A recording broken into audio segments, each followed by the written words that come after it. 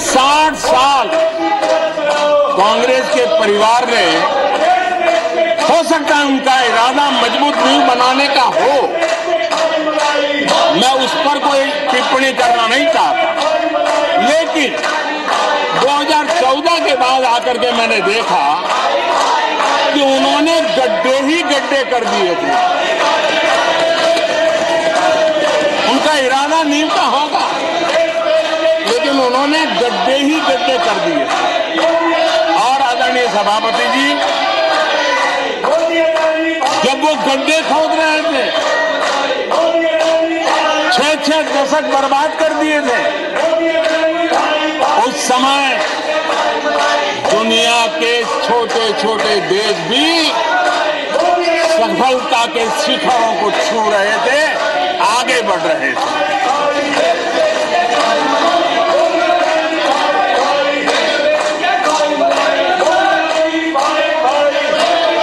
आदरणीय सभापति जी, उनका तो वो साल इतना अच्छा माहौल था कि पंचायत से लेकर के पार्लियामेंट तक उन्हीं की दुनिया चलती थी। इतना देश भी अनेक आशा अपेक्षाओं के साथ आंख बंद करके उनका समर्थन करता था, लेकिन उन्होंने इस प्रकार की कार्यशैली विकसित की, इस प्रकार का कल्चर विकसित किया कि जिसके कारण वे एक भी चुनौती का परमानेंट सॉल्यूशन करने का न कभी सोचा, न कभी उनको सूझा, न कभी उन्होंने प्रयास किया।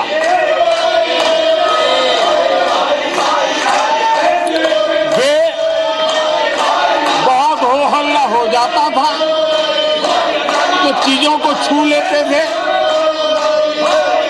टोकनिज्म कर लेते थे और फिर आगे चले जाते थे। समस्याओं का समाधान करना ये उनका दायित्व था।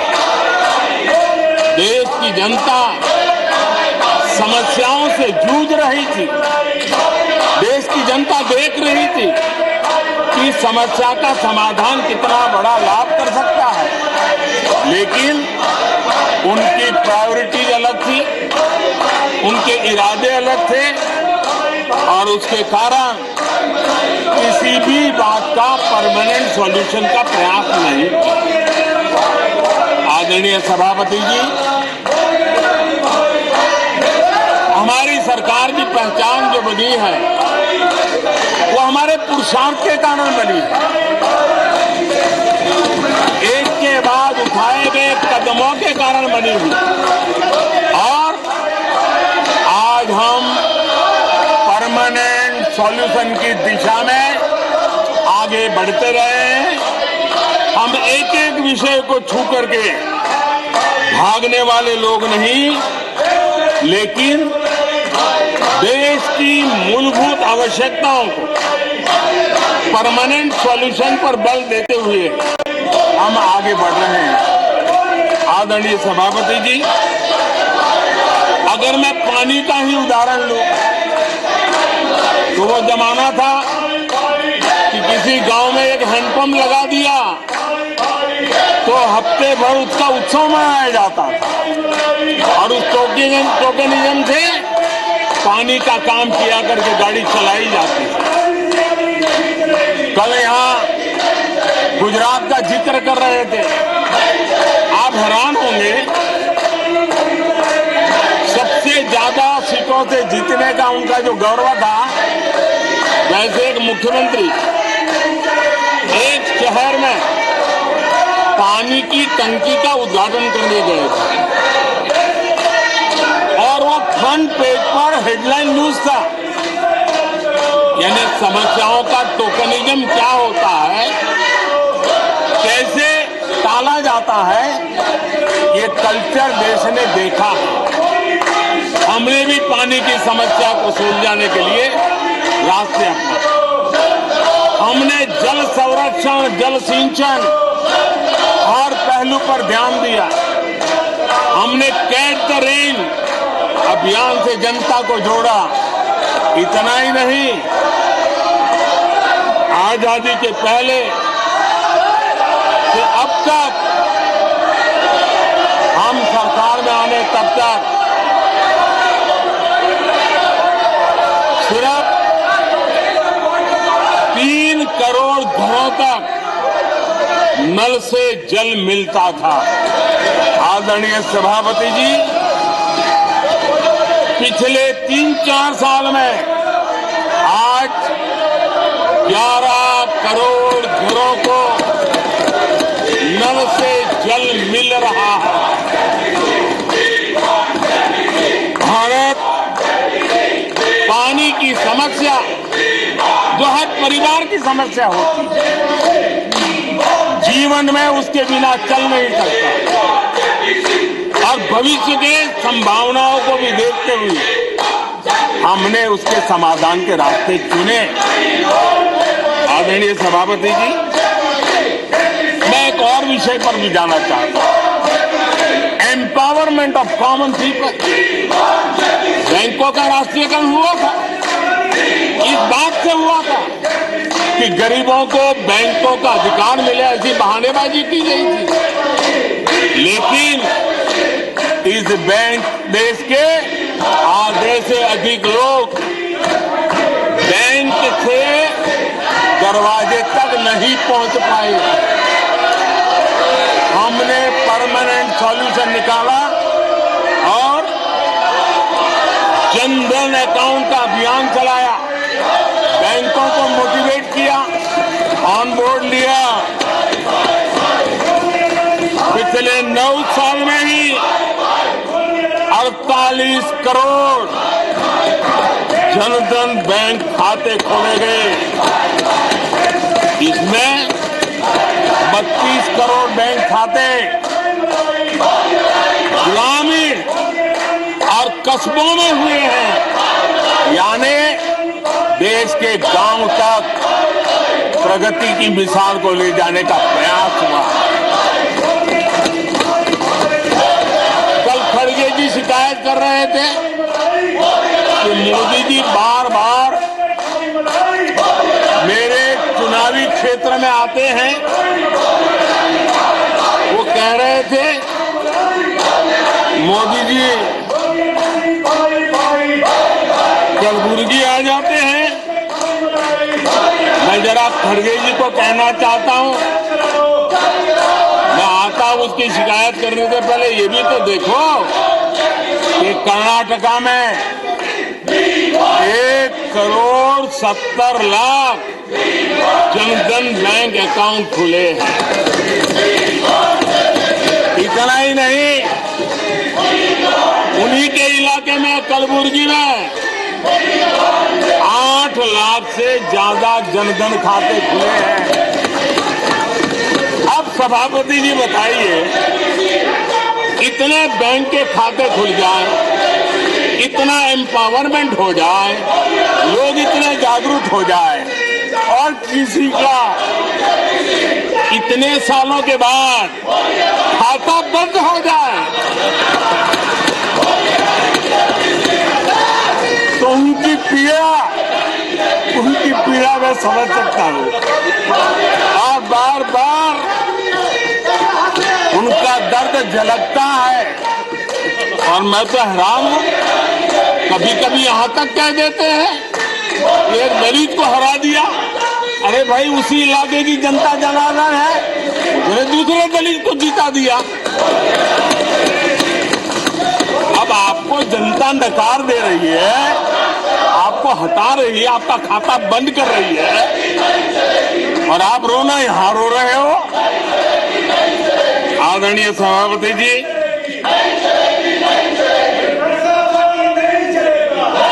जनधन, आधार, मोबाइल, ये जो त्रिशक्ति है, और उसने सीधा डायरेक्ट बेनिफिट ट्रांसफर, उस योजना के तहत पिछले कुछ वर्षों में 27 लाख करोड़ रुपया इस देश के नागरिकों के बैंक खातों में ट्रांसफर किया है, हितधारकों के खातों में ट्रांसफर किया है। और मुझे खुशी है कि डायरेक्ट बेनिफिट ट्रांसफर, ये टेक्नोलॉजी का उपयोग करने के कारण इस देश के 2 लाख करोड़ रुपए से ज्यादा पैसे जो किसी इकोसिस्टम के गलत हाथों में जाता था वो बच गया है। देश की बहुत बड़ी सेवा की है। और मैं जानता हूं जिस इकोसिस्टम के सागरिकों को, चेले चपाटों को ऐसी फायदे मिलते रहते थे, उनका चिल्लाना भी बहुत स्वाभाविक है।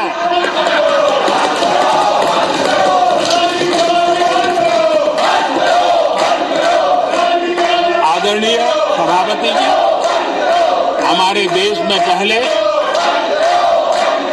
परियोजनाएं अटकाना, लटकाना, भटकाना, ये उनकी कार्य संस्कृति का हिस्सा बन गया था। यही उनका कार्य करने का तरीका बन गया था। ईमानदार टैक्स पेयर की गाढ़ी कमाई, उसका नुकसान होता था।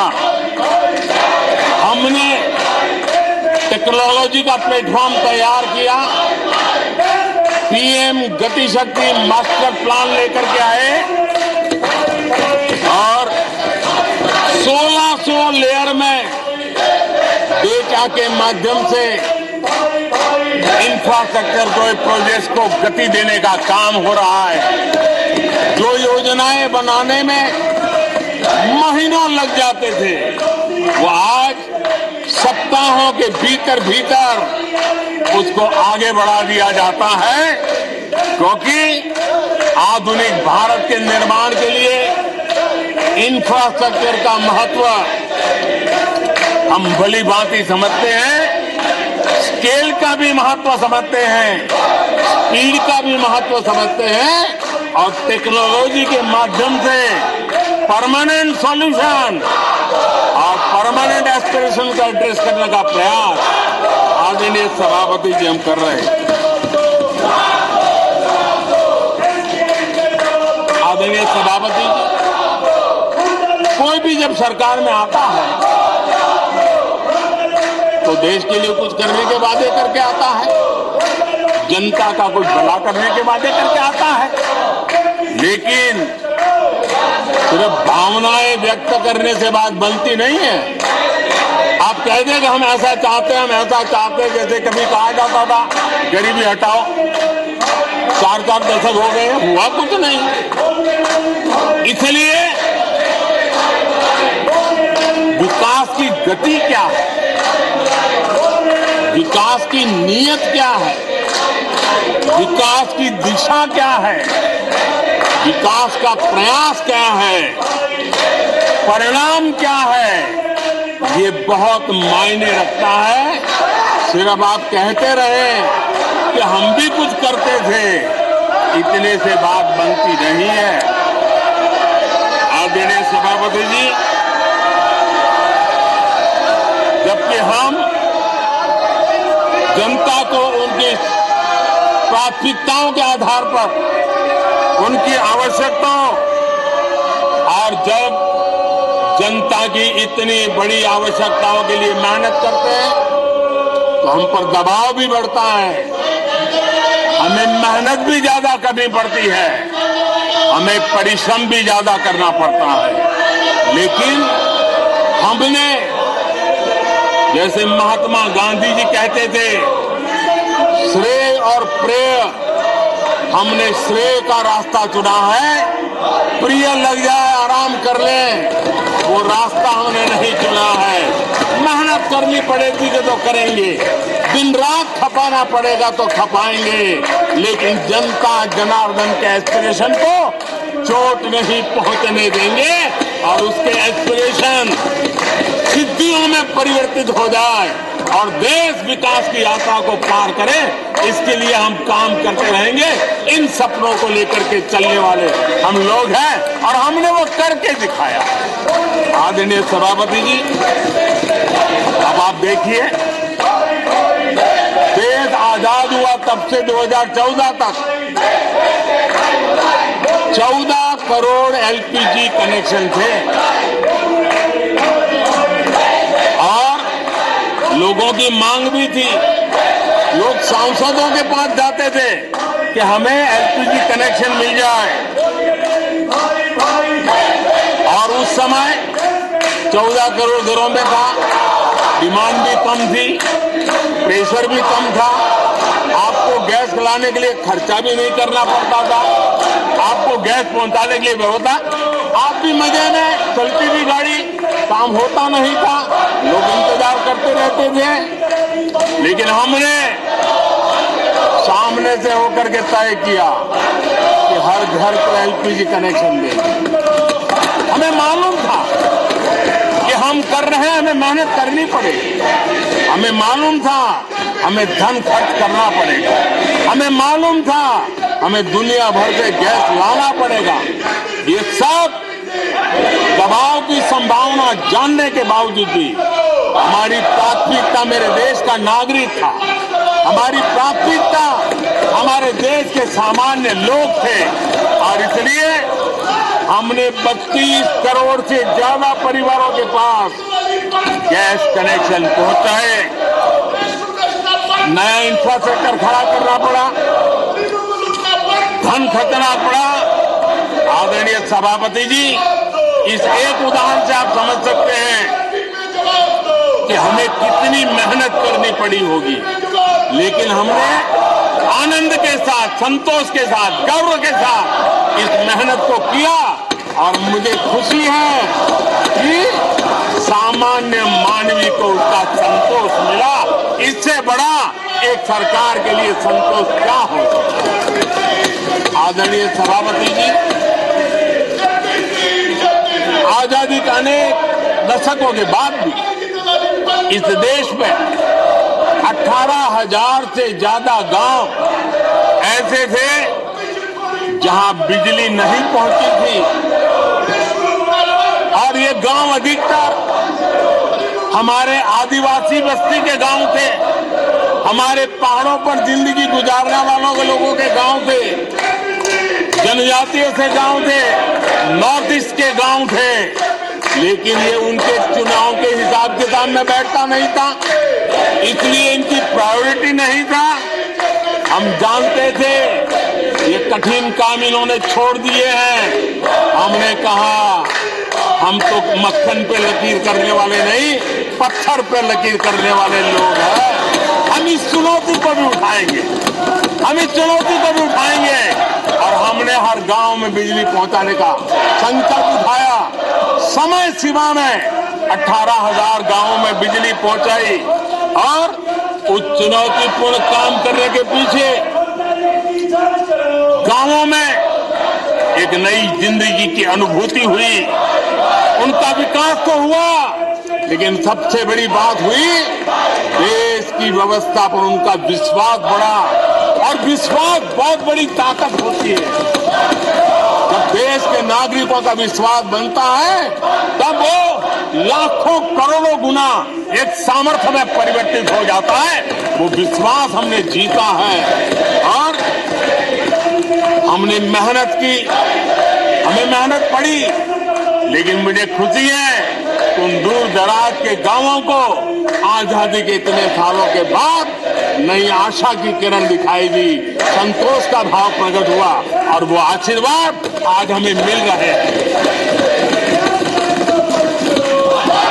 आदरणीय सभापति जी, पहले की सरकारों में कुछ घंटे बिजली आती थी, कहने को तो लगता था बिजली आ गई, गांव के बीच में खंभा डाल दिया तो हर साल उसकी संवत्सरी मनाते थे, फलानी तारीख को खंभा डाला गया था, बिजली तो आती नहीं थी। आज बिजली पहुंची इतना ही नहीं, औसत हमारे देश में 22 22 घंटे बिजली देने के प्रयास में हम सफल हुए हैं। हमें इस काम के लिए नई ट्रांसमिशन लाइनें लगानी पड़ी, हमें नए ऊर्जा उत्पादन के लिए काम करना पड़ा, हमने सौर ऊर्जा की ओर जाना पड़ा, हमें रिन्यूएबल एनर्जी का नए क्षेत्र खोजने पड़े। हमने लोगों को उनके भाग्य पर नहीं छोड़ दिया, राजनीतिक फायदे घाटे की बात नहीं सोची। हमने देश का आने वाली कल उज्जवल बनाने का रास्ता चुना। हमने खुद के लिए दबाव बढ़ाया, लोगों की मांग बढ़ने लगी, दबाव बढ़ने लगा। हमने मेहनत वाला रास्ता चुना और इसके नतीजे आज देश देख रहा है। देश ऊर्जा के क्षेत्र में प्रगति की ऊंचाइयों को प्राप्त कर रहा है। आदरणीय सभापति जी,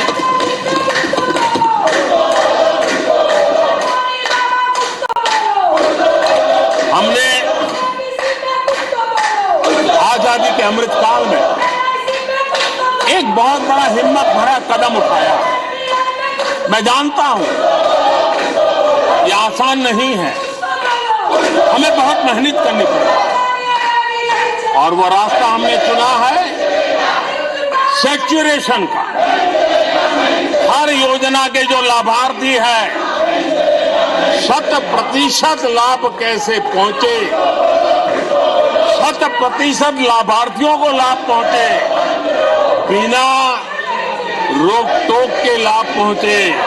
और मैं कहता हूं अगर सच्चा पंथ निरपेक्षता है तो यही है, सच्चा सेक्युलरिज्म है तो यही है।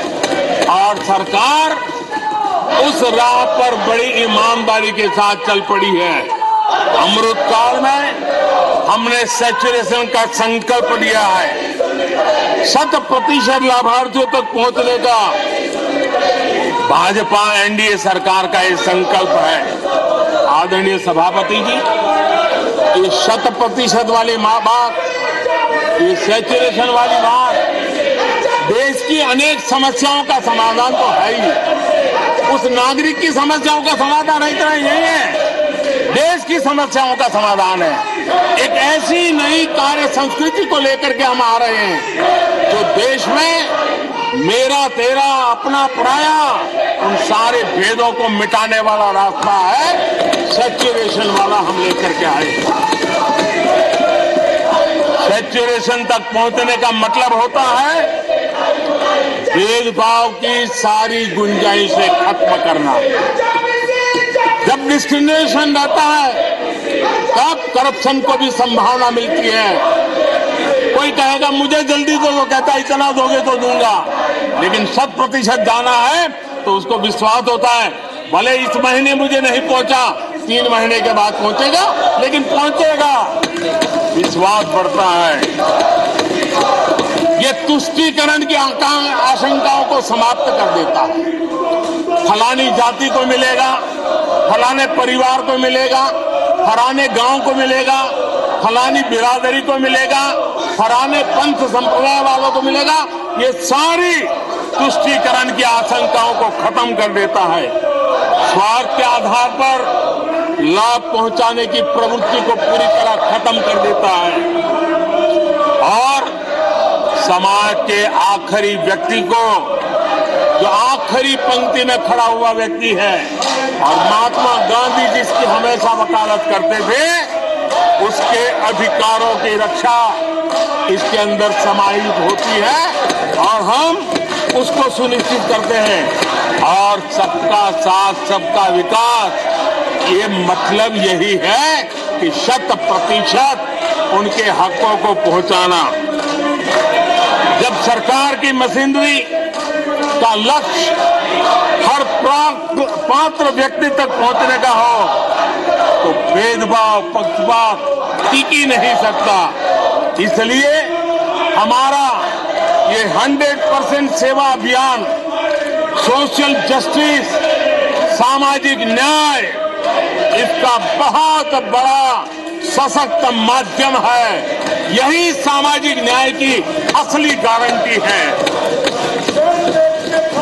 यही सच्ची पंथ निरपेक्षता है।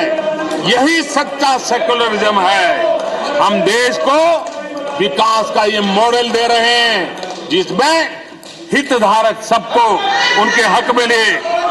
देश हमारे साथ है। कांग्रेस को बार बार देश नकार रहा है, लेकिन कांग्रेस और उसके साथी अपनी साजिशों से बाज नहीं आते हैं और जनता ये देख भी रही है और उनको हर मौके पर सजा भी देती रही है। आदरणीय सभापति जी, हमारे देश की आजादी में 1857 से लेकर के स्वतंत्र संग्राम का कोई भी दशक उठा लीजिए, हिंदुस्तान का कोई भी भूभाग उठा लीजिए, मेरे देश की आजादी की लड़ाई में मेरे देश के आदिवासियों का योगदान स्वर्णिम पुष्प से भरा पड़ा हुआ है। गर्व होता है देश को कि मेरे आदिवासी भाइयों ने आजादी के महात्म्य को समझा था, लेकिन दशकों तक मेरे आदिवासी भाई विकास से वंचित रहे और विश्वास का सेतु तो कभी बन ही नहीं पाया। आशंकाओं से भरी हुई व्यवस्था बनी और उन नौजवानों के मन में बार बार सरकारों के लिए सवाल उठते चले गए, लेकिन उन्होंने सही नियत से काम किया होता, नेक नियत से काम किया होता, आदिवासियों के कल्याण के प्रति समर्पण भाव से काम किया होता, तो आज 21वीं सदी के तीसरे दशक में मुझे इतनी मेहनत नहीं करनी पड़ती, लेकिन उन्होंने नहीं किया। अटल बिहारी वाजपेयी की सरकार थी, पहली बार इस देश में आदिवासियों के विकास के लिए अलग मंत्रालय बना, पहली बार आदिवासियों के कल्याण के लिए, भलाई के लिए, विकास के लिए अलग बजट की व्यवस्था हुई। आदरणीय सभापति जी, हमने 110 जिलों को आकांक्षी जिलों के रूप में आइडेंटिफाई किया, जो विकास में पीछे रह गए। सामाजिक न्याय जैसे महत्व का है, एवं भौगोलिक रूप से भी जो पीछे रह गए हैं उनको न्याय दिलाना उतना ही आवश्यक होता है। और इसलिए हमने 110 आकांक्षी जिले और 110 में आधे से अधिक वो इलाके हैं जहां बहुल जनसंख्या जनजातीय हैं, मेरे आदिवासी भाई बहन रहते हैं। 3 करोड़ से ज्यादा आदिवासी भाइयों को इसका सीधा लाभ मिला है, उनके जीवन में बदलाव आया है। इन क्षेत्रों में शिक्षा, स्वास्थ्य, इंफ्रास्ट्रक्चर, इसमें अभूतपूर्व सुधार हुआ है, क्योंकि हमने 110 जिलों पर विशेष फोकस किया है, उनका रेगुलर मॉनिटरिंग कर रहे हैं। यहां पर हमारे कुछ माननीय सदस्यों ने ट्राइबल सब प्लान की बात का जिक्र किया था। मैं ऐसे साथियों का अनुरोध करता हूं कि जरा समय निकाल करके किसी पढ़े लिखे व्यक्ति की मदद लेकर के बैठिए, जो बजट को अध्ययन कर सकता है, थोड़ा समझा सकता है, और आप देखेंगे तो पता चलेगा कि बजट में शेड्यूल्ड ट्राइब कंपोनेंट फंड्स, इसके तहत 2014 के पहले की तुलना में 5 गुना अधिक वृद्धि हुई है।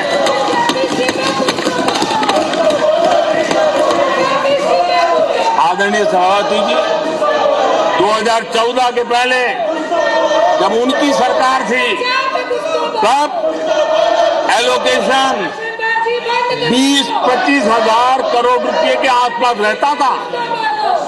बहुत पुरानी बात नहीं है, सिर्फ 20-25 हजार करोड़ रुपए। आज यहाँ आकर के गीत गा रहे हैं। हमने आकर के इस वर्ष 1,20,000 करोड़ का प्रावधान किया। हमने बीते 9 वर्षों में हमारे आदिवासी, हमारे जनजातीय भाई बहनों के उज्जवल भविष्य के लिए और बच्चों के उज्जवल भविष्य के लिए 500 नए एकलव्य मॉडल स्कूल स्वीकृत किए हैं और ये 4 गुना ज्यादा बढ़ोतरी है। इतना ही नहीं, स्कूलों में टीचर, स्टाफ, इस बार हमने 38,000 नए लोगों के रिक्रूटमेंट का, हमने भर्ती का इस बजट में प्रावधान किया।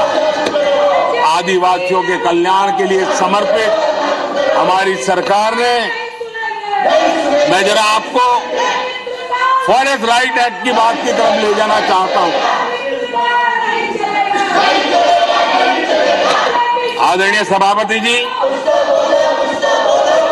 देश आजाद होने से लेकर हमारे आने से पहले 2014 के पहले आदिवासी परिवारों को 14 लाख जमीन के पट्टे दिए गए थे।